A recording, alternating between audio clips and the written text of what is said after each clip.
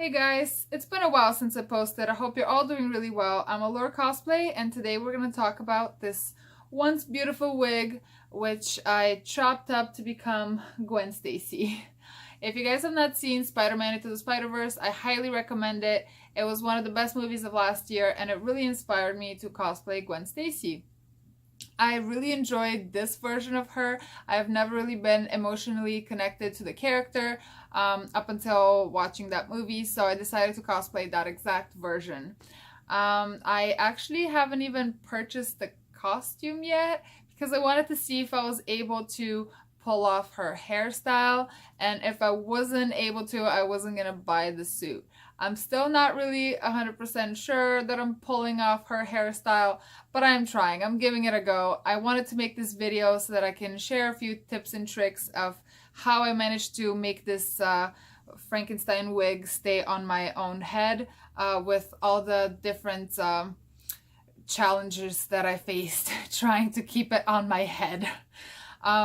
I still have to work on this wig. It's still pretty like straggly in certain spots. It needs to be hairsprayed down a little bit more, maybe chopped up a little bit more on a certain spots. Gwen Stacy actually is not a pure blonde. She actually is a brunette in that version, and but she is a dyed blonde, so her roots are pretty dark, but the rest of her hair is pretty blonde. So I decided to use that to my advantage. She also has a side shave. Her shave is actually from the side all the way to the back. I only have a side shave. I decided to use that, and I wasn't gonna shave more of my head to fit the character, so I'm just kind of making it work with my own side shave. So I started with this blonde lace front wig. I decided to go with the lace front wig because you can see her hairline, and I think that the lace front wigs will give you the more natural looking hairline.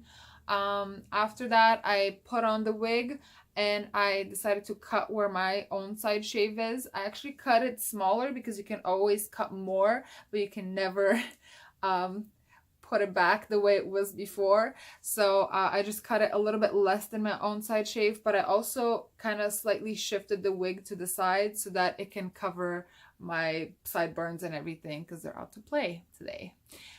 Anyways, after that, I decided to color in all of these roots. The roots did not come pre-colored. I did it myself with a Sharpie and with some alcohol, so I was just kind of coloring it in, and I sprayed it with a little bit of alcohol, and that kind of made it blend a little bit better. I certainly didn't Sharpie the whole entire head. I could, and it would probably look even more natural. However, I don't have the time or the will to do such a thing, so I only did it where you can really see it.